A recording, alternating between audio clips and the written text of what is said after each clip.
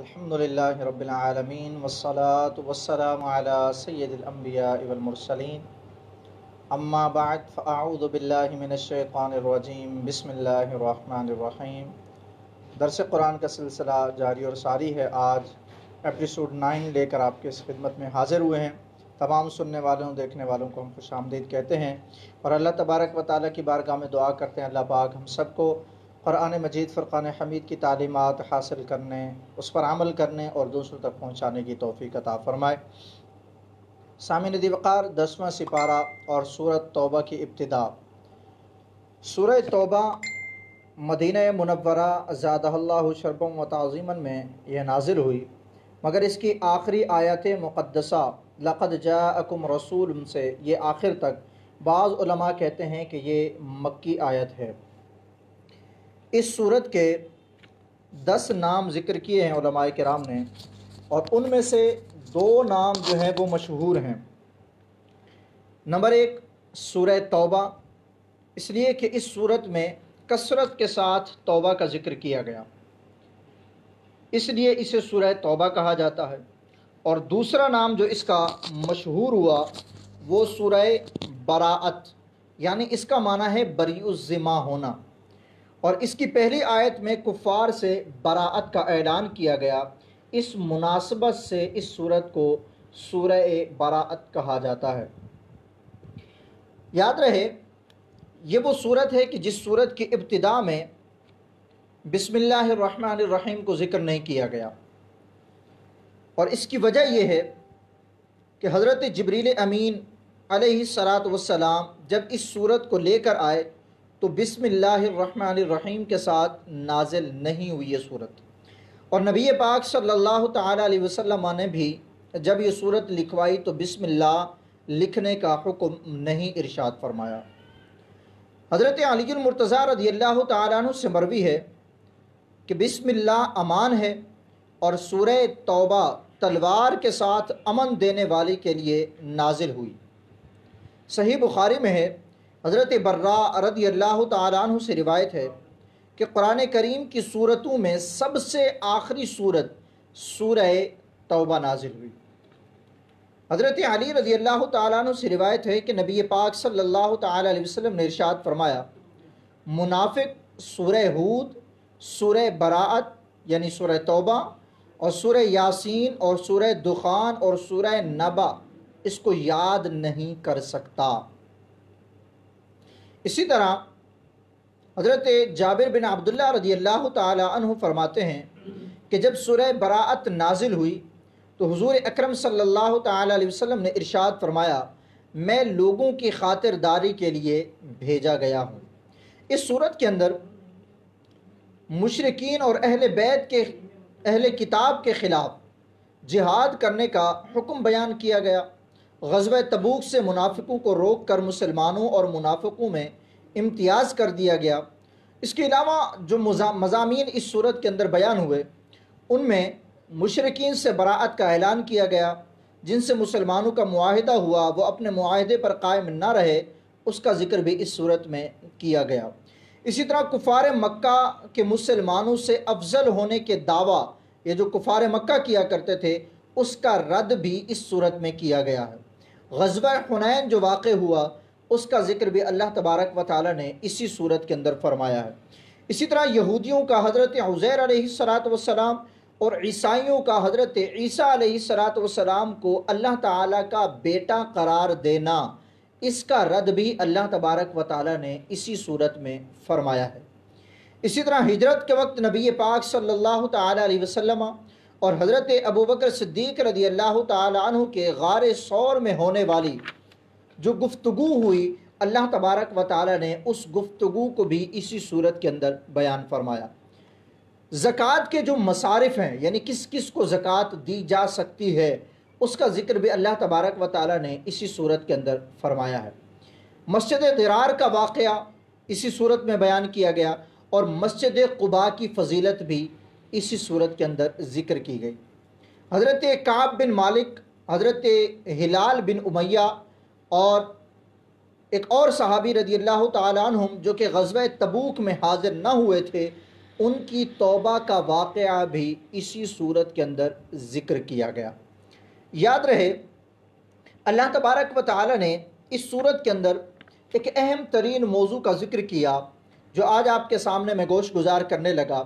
اللہ تبارک و تعالی نے اس صورت کے اندر ارشاد فرمایا، قل ان کان آباؤکم و ابناؤکم و اخوانکم و ازواجکم و عشیرتکم و اموال اقترفتموها و تجارت تخشون کسادها و مساکن ترضونها احب الیکم من اللہ و رسولہ و جہاد فی سبیلہ فتربصوا حتی یأتی اللہ بامرہ واللہ لا یہدی القوم الفاسقین۔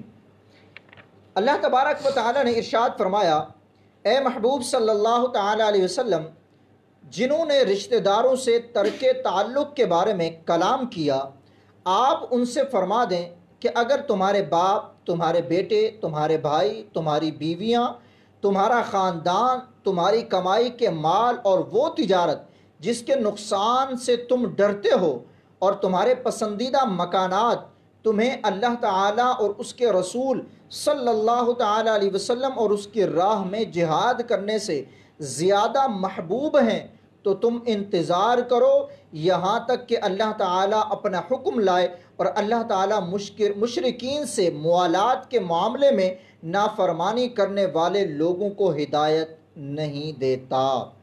سامعین عزیز وقار، اس آیت مقدسہ کے اندر اہم ترین بات کا ذکر کیا گیا، وہ یہ جس کو اعلیٰ حضرت رحمۃ اللہ تعالی علیہ نے بھی ذکر کیا۔ فرماتے ہیں کہ اس آیت مقدسہ سے معلوم ہوا کہ جسے دنیا جہاں میں کوئی معزز، کوئی عزیز، کوئی مال، کوئی چیز اللہ اور رسول سے زیادہ محبوب ہو، وہ بارگاہ الہی سے مردود ہے۔ یعنی ہر چیز، دنیا کی ہر چیز رسول اللہ صلی اللہ تعالی علیہ وسلم اور اللہ تبارک و تعالی سے زیادہ محبوب نہیں ہونی چاہیے۔ اس آیت مقدسہ کے اندر جو فرمایا، ان کان آباؤکم و ابناؤکم و اخوانکم و ازواجکم و عشیرتکم، فرمایا تمہارے باپ، تمہارے بیٹے، تمہاری بیویاں، تمہارا قبیلہ، تمہارا مال، تمہارا سب کچھ اللہ اور اس کے رسول سے زیادہ محبوب نہیں ہونا چاہیے۔ اس آیت مقدسہ کے اندر اس بات کا ذکر کیا گیا۔ حضرت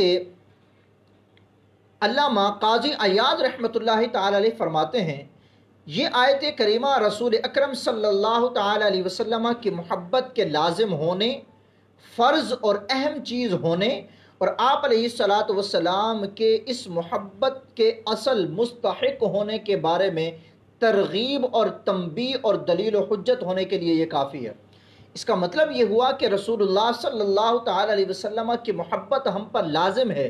آپ علیہ الصلاۃ والسلام کو سب سے زیادہ محبوب رکھنا یہ ہم پر ضروری ہے، نہ ماں باپ سے زیادہ، یعنی نہ ماں باپ ہو گئے، نہ رشتہ دار ہو گئے، نہ بیوی ہو گئی، نہ بچے ہو گئے، نہ مال ہو گیا، نہ وہ مکانات جو ہم جن میں رہتے ہیں یا جن کو ہم پسند کرتے ہیں، نہ وہ تجارت کا مال جس کے ختم ہونے کا یا نقصان کا اندیشہ۔ فرمائے یہ ساری چیزیں اپنی جگہ پر، مگر ان کی محبت رسول اللہ کی محبت سے فوقیت نہیں رکھنی چاہیے۔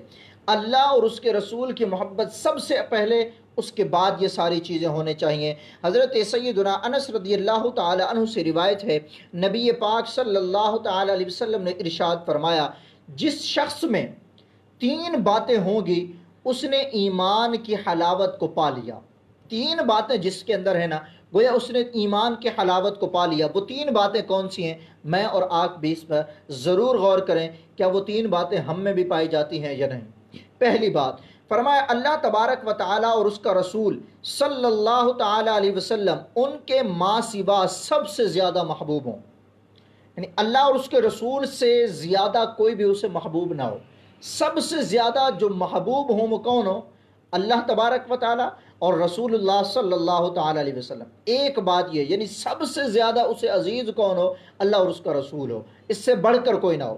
دوسری بات فرمایا، اللہ تبارک و تعالیٰ کے لیے کسی سے محبت کرتا ہو، جب بھی کسی سے محبت کرے تو اللہ کے لیے کرے۔ اور تیسری بات فرمایا، کفر کی طرف لوٹنے کو ایسا برا جانے جیسا کہ اپنے آپ کو آگ میں ڈالے جانے کو برا جانتا ہے۔ یہ 3 باتیں جس بندے کے اندر ہیں، اللہ کے محبوب علیہ الصلوۃ والسلام ارشاد فرماتے ہیں اس بندے نے ایمان کی حلاوت کو گویا پا لیا ہے۔ حضرت سہل رضی اللہ تعالی عنہ فرماتے ہیں کہ جو شخص رسول اللہ صلی اللہ تعالی علیہ وسلم کی ولایت و حکومت تمام حالات میں نہیں دیکھتا اور اپنی جان کو ان کی ملک نہیں جانتا تو وہ حضور اکرم صلی اللہ تعالی علیہ وسلم کی سنت کی شیرینی کو نہ چکھ پائے گا، کیونکہ نبی پاک صلی اللہ تعالی علیہ وسلم نے ارشاد فرمایا لا یؤمن احدکم حتی اکون عندہ احب الیہ من نفسہ، فرمایا تم میں سے وہ شخص مؤمن نہیں ہو سکتا جس کے نزدیک میں اس کی جان سے زیادہ محبوب نہ ہو جاؤں۔ اب آپ اندازہ لگائیے نبی پاک صلی اللہ تعالی علیہ وسلم کی محبت ہم پر کس قدر لازم ہے۔ ایک شخص جو ہے نبی پاک صلی اللہ تعالی علیہ وسلم کی بارگاہ میں حاضر ہوا، حضرت انس رضی اللہ تعالیٰ عنہ فرماتے ہیں وہ شخص حضور کی بارگاہ میں حاضر ہوا اور عرض کی یا رسول اللہ صلی اللہ تعالی علیہ وسلم قیامت کب آئے گی؟ نبی پاک صلی اللہ تعالی علیہ وسلم نے ارشاد فرمایا تو نے اس کے لیے کیا تیاری کی ہے؟ اس نے عرض کی یا رسول اللہ صلی اللہ تعالی علیہ وسلم میرے پاس اس کے لیے نہ تو نمازوں کی کثرت ہے اور نہ ہی روزہ اور صدقات وغیرہ کی کوئی کثرت ہے، لیکن میں اللہ تعالیٰ اور اس کے رسول صلی اللہ تعالی علیہ وسلم کو سب سے زیادہ محبوب رکھتا ہوں۔ اللہ کے پیارے محبوب علیہ الصلوۃ والسلام نے ارشاد فرمایا پھر تو اس کے ساتھ ہوگا جس کو تو محبوب رکھتا ہے۔ بڑی پیاری بات ذکر کی۔ آپ اندازہ لگائیے دنیا میں اگر آپ رسول اللہ صلی اللہ تعالی علیہ وسلم کے ساتھ محبت رکھتے ہوں گے، میں اور آپ رسول اللہ کو سب سے زیادہ محبوب رکھتے ہوں گے، میرے محبوب اکرم صلی اللہ تعالی علیہ وسلم کا فرمان ہے اور حضور کا فرمان حقیقت پر مبنی ہوتا ہے۔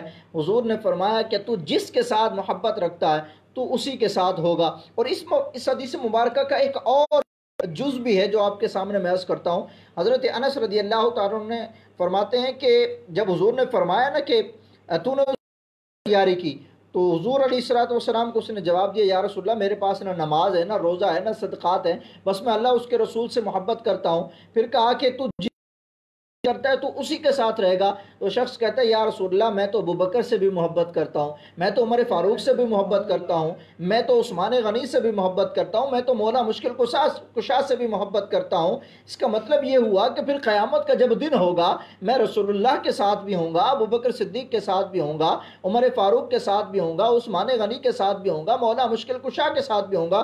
حضرت انس فرماتے ہیں کہ مجھے اپنی پوری زندگی میں سب سے بہترین کلام جو لگا، جس سے سن کر مجھے خوشی ہوئی ہے، وہ یہ کلام تھا جو رسول اللہ صلی اللہ تعالی علیہ وسلم نے فرمایا کہ جو جس کے ساتھ محبت کرتا ہے وہ اسی کے ساتھ ہوگا۔ حضرت انس کہتے ہیں کہ میں تو رسول اللہ سے بھی محبت کرتا ہوں، صحابہ سے محبت کرتا ہوں، ابو بکر سے بھی محبت کرتا ہوں، عمر فاروق سے بھی محبت کرتا ہوں، عثمان غنی سے بھی محبت کرتا ہوں، مولا مشکل کشا سے بھی محبت کرتا ہوں۔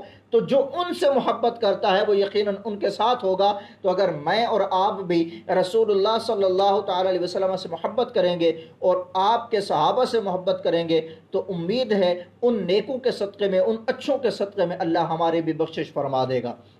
ایک اور حدیث مبارکہ حضرت صفوان بن قدامہ رضی اللہ تعالی عنہ سے مروی ہے، کہتے ہیں کہ میں نے نبی پاک صلی اللہ تعالی علیہ وسلم کی طرف ہجرت کی، میں آپ علیہ الصلوۃ والسلام کی بارگاہ میں حاضر ہوا اور عرض کی یا رسول اللہ صلی اللہ تعالی علیہ وسلم آپ اپنا دست مبارک مجھے دیجئے، میں آپ کی بیعت کروں۔ نبی پاک صلی اللہ تعالی علیہ وسلم نے اپنا دست مبارک بڑھا دیا۔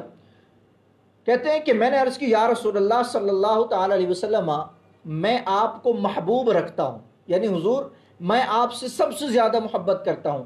میرے اور آپ کے پیارے محبوب علیہ الصلوۃ والسلام کا ارشاد سنیے، بڑی خوبصورت بات میرے محبوب علیہ الصلوۃ والسلام نے ارشاد، المرء مع من احب، میرے محبوب ارشاد فرماتے ہیں مرد جس سے محبت رکھے وہ اسی کے ساتھ ہوگا۔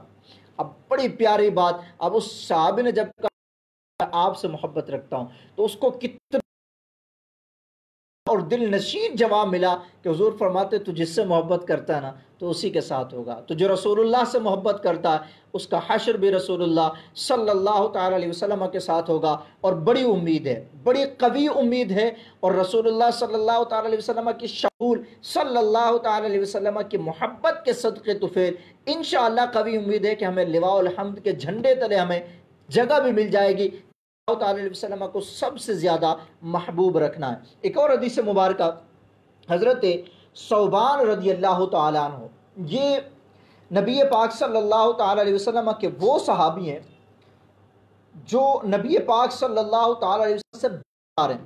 نبی پاک صلی اللہ تعالیٰ علیہ وسلم نے ارشاد فرمایا ثوبان کیا ہوا، تمہارے چہرے کا رنگ اڑا ہوا ہے؟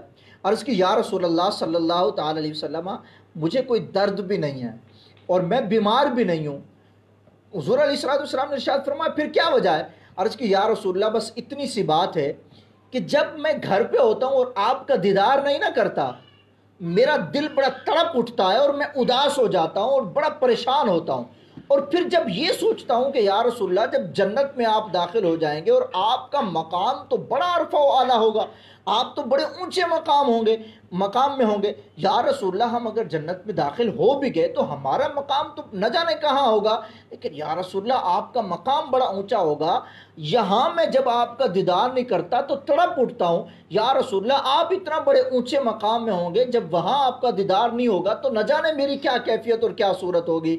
جب اللہ کے پیارے محبوب علیہ السلام کے اس پیارے صحابی نے یہ بات کی نا تو اللہ تبارک و تعالی نے یہ آیت کریمہ نازل فرمائی جس میں ارشاد فرمایا وَمَن يُطِعِ اللَّهَ وَالرَّسُولَ فَأُولَٰئِكَ مَعَ الَّذِينَ أَنْعَمَ اللَّهُ عَلَيْهِم مِّنَ النَّبِيِّينَ وَالصِّدِّيقِينَ وَالشُّهَدَاءِ وَالصَّالِحِينَ وَحَسُنَ أُولَٰئِكَ رَفِيقًا۔ بڑا پیارا ترجمہ اور خوبصورت بات اللہ تبارک و تعالی نے ارشاد فرمایا کہ اور جو اللہ اور اس کے رسول کی اطاعت کرے تو وہ ان لوگوں کے ساتھ ہوگا جن پر اللہ نے فضل کیا، یعنی انبیاء، صدیقین، شہداء، صالحین۔ اور پھر فرمایا گیا یہ کتنے اچھے ساتھی ہیں، ایسے ساتھی ہونے چاہیے، ایسے جو ہے وہ ہم نوا اور ہم سفر ہونے چاہیے، ایسے جو ہے وہ ہم نشین اور ایسے دوست اور رفیق ہونے چاہیے۔ اللہ تبارک و تعالیٰ فرما رہا ہے تم میرے محبوب کے ساتھ محبت کرو تو تم بھی اللہ کے محبوب علیہ السلام کے ساتھ ہوگے۔ دعا کرتا ہوں کہ اللہ تبارک و تعالیٰ ہم سب کو نبی پاک صلی اللہ تعالیٰ علیہ وسلم کی سچی پکی محبت عطا فرما دے، اور رسول اللہ صلی اللہ تعالیٰ علیہ وسلم کے صدقے طفیل ہی اللہ تبارک و تعالیٰ ہم سب کو قیامت کے دن بھی رسوائی سے محفوظ فرمائے۔ اللہ تبارک و تعالیٰ ہم سب کو کل بروز قیامت نبی پاک صلی اللہ تعالیٰ علیہ وسلم کے صدقے طفیل اللہ ہم سب کو بے حساب داخل جنت فرمائے۔ اسی صورت کے اندر ایک اور پیاری بات، بہت ہی عمدہ بات جسے سن کر جو ہے وہ دل گویا کہ باغ ہو جائے گا، اس کا ذکر اس صورت کے اندر کیا گیا۔ فرمایا گیا اِلَّا تَنْصُرُوهُ فَقَدْ نَصَرَهُ اللَّهُ إِذْ أَخْرَجَهُ الَّذِينَ كَفَرُوا ثَانِيَ اثْنَيْنِ إِذْ هُمَا فِي الْغَارِ إِذْ يَقُولُ لِصَاحِبِهِ لَا تَحْزَنْ إِنَّ اللَّهَ مَعَنَا۔ فرمایا گیا کہ اگر تم اس نبی کی مدد نہیں کرو گے تو اللہ ان کی مدد فرما چکا ہے جب کافروں نے انہیں ان کے وطن سے نکال دیا تھا، جبکہ یہ دو میں سے دوسرے تھے، جب دونوں غار میں تھے، جب یہ اپنے ساتھی سے فرما رہے تھے غم نہ کرو بے شک اللہ ہمارے ساتھ ہے، تو اللہ نے اس پر اپنی تسکین نازل فرمائی اور ان لشکروں کے ساتھ اس کی مدد فرمائی جو تم نے نہ دیکھے، اور اس نے کافروں کی بات کو نیچے کر دیا، اور اللہ کی بات ہی بلند و بالا ہے اور اللہ غالب حکمت والا ہے۔ اس آیت مقدسہ کے اندر غار ثور کا واقعہ بیان کیا گیا، میں مختصراً آپ کے سامنے عرض کرتا ہوں، اور اس واقعے کے ساتھ ساتھ حضرت عمر فاروق رضی اللہ تعالیٰ عنہ کی وہ تمنا بھی میں عرض کرتا ہوں۔ اس واقعے کے اندر تاجدار رسالت میں آپ صلی اللہ تعالیٰ علیہ وسلم غار ثور میں جو تشریف لے گئے تھے، انہیں کفار کی طرف سے چونکہ قتل کا اندیشہ تھا، ہجرت کا حکم ہوا، تو نبی پاک صلی اللہ تعالیٰ علیہ وسلم سیدنا صدیق اکبر رضی اللہ تعالیٰ عنہ کے ساتھ جو ہے وہ آپ نے ہجرت فرمائی، اور حضور اکرم صلی اللہ تعالیٰ علیہ وسلم کے ساتھ حضرت ابوبکر صدیق رضی اللہ تعالیٰ عنہ کی ہجرت کا ہونا یہ اس بات پر دلالت کر رہا ہے کہ آپ کو دیگر صحابہ پر فضیلت حاصل ہے۔ یہ ہجرت اللہ تبارک و تعالیٰ کی اجازت سے تھی، رسول اکرم صلی اللہ تعالی علیہ وسلم کی خدمت میں مخلص صحابہ کرام رضی اللہ تعالی عنہم اجمعین کی ایک پوری جماعت موجود تھی، اور حضرت ابوبکر صدیق کے مقابلے میں نسبی طور پر نبی پاک صلی اللہ تعالی علیہ وسلم کے زیادہ قریب بھی تھے بہت سارے صحابہ، لیکن اللہ تبارک و تعالی نے ہجرت کے وقت رسول اللہ صلی اللہ تعالی علیہ وسلم کی صحبت کا جس صحابی کو شرف عطا کیا وہ سیدنا صدیق اکبر رضی اللہ تعالیٰ عنہ تھے۔ یہ اس بات پر دلالت کر رہا ہے کہ تمام صحابہ میں جو افضل ہیں وہ سیدنا صدیق اکبر رضی اللہ تعالیٰ عنہ۔ اسی طرح ایک اور کہ دیگر صحابہ کرام حالات کی ناسازگی کی وجہ سے ہجرت کر گئے تھے، جبکہ سیدنا صدیق اکبر رضی اللہ تعالیٰ نے شدید خوف اور انتہائی خطرناک صورتحال کے باوجود بھی نبی پاک صلی اللہ تعالیٰ علیہ وسلم کا قرب نہ چھوڑا، بلکہ صبر و استقامت کے ساتھ رہے اور رسول اللہ صلی اللہ تعالیٰ علیہ وسلم کی خدمت میں مصروف رہے۔ جب ہجرت کا وقت آیا تو رسول اللہ صلی اللہ تعالیٰ علیہ وسلم نے آپ کو بھی خوشخبری سنائی۔ یہ ایک اختصار کے ساتھ میں نے آپ کو عرض کیا ہے، ورنہ دلائل اس کے اوپر بہت ساری ہیں کہ اللہ تبارک و تعالیٰ کے پیارے محبوب علیہ الصلوۃ والسلام کے اس پیارے صحابی یعنی سیدنا صدیق اکبر رضی اللہ تعالیٰ عنہ کی فضیلت دیگر تمام صحابہ کرام پر۔ اب یہاں پر حضرت عمر فاروق رضی اللہ تعالیٰ عنہ نے ایک تمنا کا اظہار کیا۔ یہ جو ایک سیدنا صدیق اکبر رضی اللہ تعالیٰ عنہ حضور علیہ الصلوۃ والسلام کے ساتھ تھے نا، یہ ایک ایسا واقعہ تھا کہ تنہا صدیق اکبر رضی اللہ تعالیٰ عنہ تھے اور حضور اکرم صلی اللہ تعالیٰ علیہ وسلم تھے، اور کوئی بھی نہیں تھا۔ یعنی آپ اندازہ لگائیں کہ اللہ تو ہر مقام اور ہر جگہ پر ہے نا، اللہ تبارک و تعالیٰ اب اللہ کا محبوب ہے اور سیدنا صدیق اکبر ہے۔ علماء فرماتے ہیں کہ یہ ابوبکر صدیق رضی اللہ تعالیٰ عنہ کی وہ واحد عبادت اور نیکی ہے جو دنیا کے اندر کائنات میں سب سے یہ اکیلے کرنے والے تھے، یعنی اللہ کے محبوب علیہ الصلوۃ والسلام کا دیدار اس وقت کائنات میں کوئی اور نہیں کر رہا تھا، صرف اور صرف سیدنا صدیق اکبر رضی اللہ تعالیٰ عنہ کر رہے تھے۔ اور سیدنا عمر فاروق رضی اللہ تعالیٰ عنہ کی تمنا کیا تھی وہ آپ سنیں۔ ایک مرتبہ امیر المؤمنین حضرت عمر فاروق رضی اللہ تعالیٰ عنہ کے سامنے خلیفہ اول سیدنا صدیق اکبر رضی اللہ تعالیٰ عنہ کا تذکرہ ہوا۔ آپ نے فرمایا میری تمنا ہے کہ کاش میرے سارے اعمال، غور سے سنیے گا، عمر فاروق وہ ہے جن کے متعلق میرے محبوب نے فرمایا کہ اگر میرے بعد کوئی نبی ہوتا تو عمر فاروق ہوتے، لیکن نبوت کا دروازہ بند ہو چکا۔ حضرت عمر کہتے ہیں کہ میرے سارے اعمال حضرت ابوبکر صدیق رضی اللہ عنہ کے دنوں میں سے ایک دن اور راتوں میں سے ایک رات کے عمل کے برابر ہوتے۔ کاش، تمنا کر رہے ہیں، کیوں؟ یعنی کہ اعمال اتنے زیادہ ہونے کے باوجود بھی صرف ایک رات اور ایک دن اس قدر بڑی نیکیاں وہ کیا تھی؟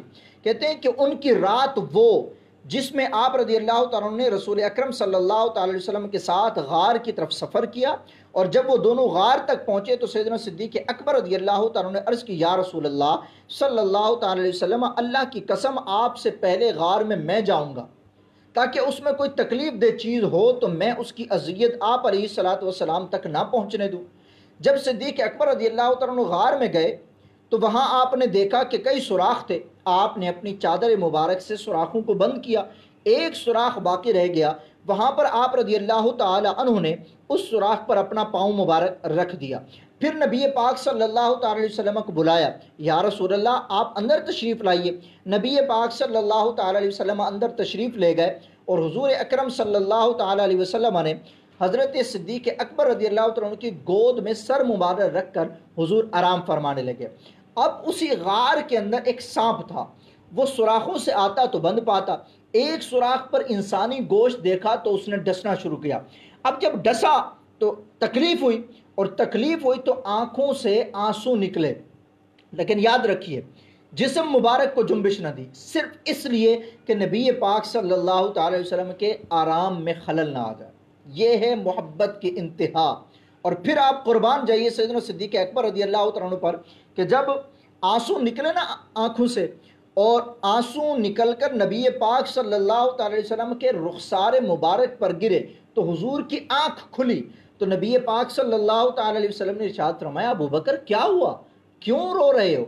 اب ایسے موقع پر جب آپ کو تکلیف ہو رہی ہے، موذی جانور کاٹ رہا ہے، تو فوراً کہنا چاہیے تھا یا رسول اللہ کسی چیز نے کاٹ لی، لیکن قربان جائیے محبت صدیق اکبر پر، ایسا عاشق رسول، ایسا عاشق رسول۔ میرے امیر اہل سنت نے بڑی پیاری بات کی، فرمایا یہ عاشق اکبر ہیں، یعنی عاشقوں کے سردار ہیں، اس قدر رسول اللہ صلی اللہ علیہ وسلم سے محبت کی، سانپ نے ڈس لیا، تکلیف ہو رہی ہے، برداشت کر رہے ہیں، مگر جب حضور علیہ السلام نے پوچھا نا کہ ابوبکر کیا ہوا، کیوں رو رہے ہو، تو کہتے ہیں فدا کا ابی و امی یا رسول اللہ، یا رسول اللہ میرے ماں باپ آپ پر قربان ہو جائیں، مجھے کسی چیز نے ڈس لیا ہے۔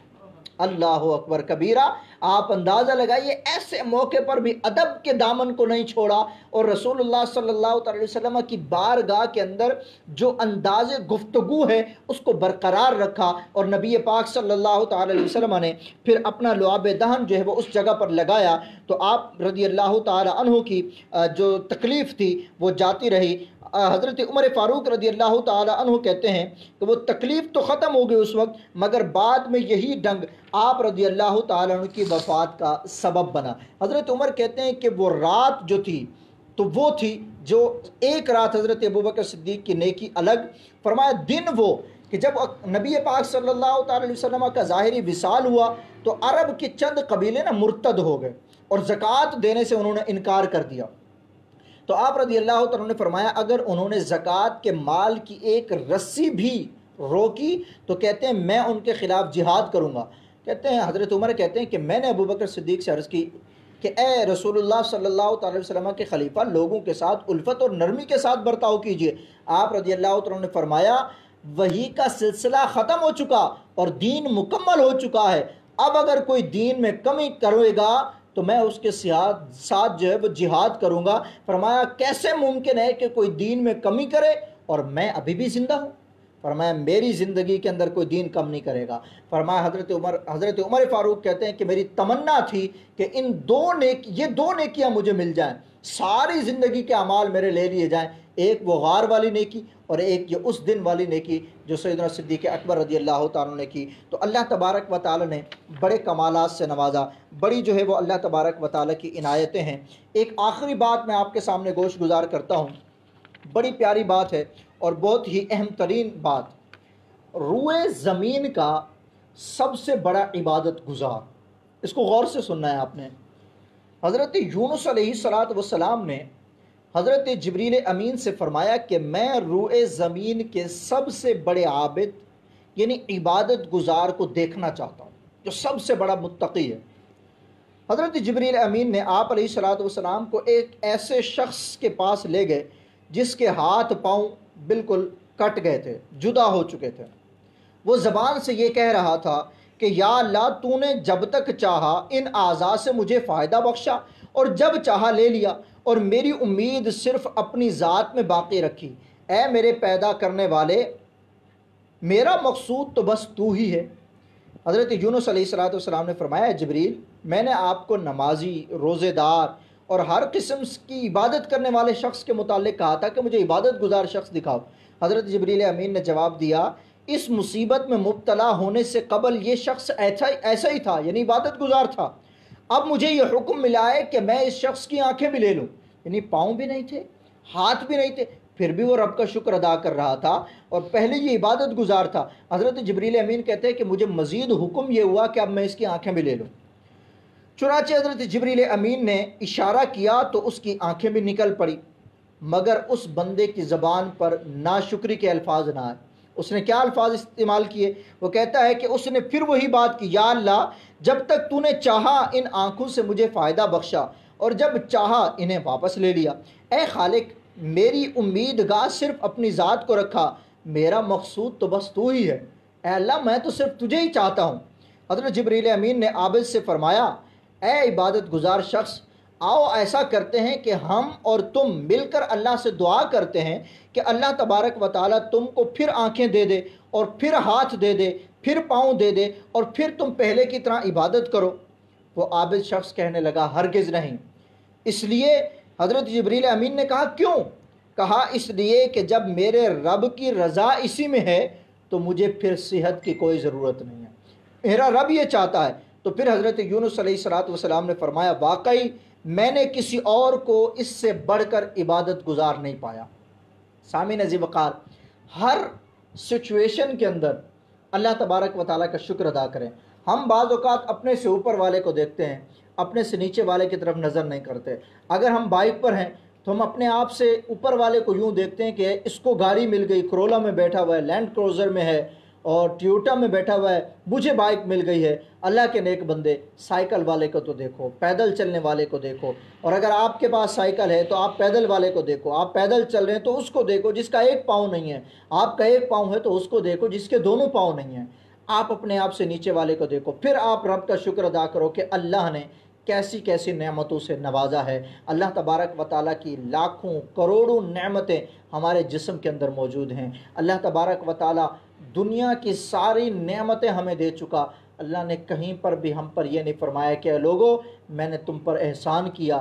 یہ کیسا عظیم رب ہے، اتنی نعمتیں دی، اتنی نعمتیں دی، بدلے میں کچھ بھی نہیں مانگا، صرف اتنا کہ اے بندو تم متقی بن جاؤ، اور متقی بننے کا فائدہ بھی ہمیں حاصل ہوگا، جنت میں داخل ہوں گے اور اس رب کا دیدار ہمیں نصیب ہوگا۔ اللہ تبارک و تعالیٰ سے دعا ہے اللہ پاک ہم سب کا قرآن پاک کی تعلیمات حاصل کرنا، دوسروں تک پہنچانا اپنے بارگاہ میں شرف قبولیت عطا فرمائے۔ اللہ پاک ہم سب کو اسی طرح قرآن پاک کی تعلیمات حاصل کرنے کی توفیق عطا فرمائے۔ وما علینا الا البلاغ المبین۔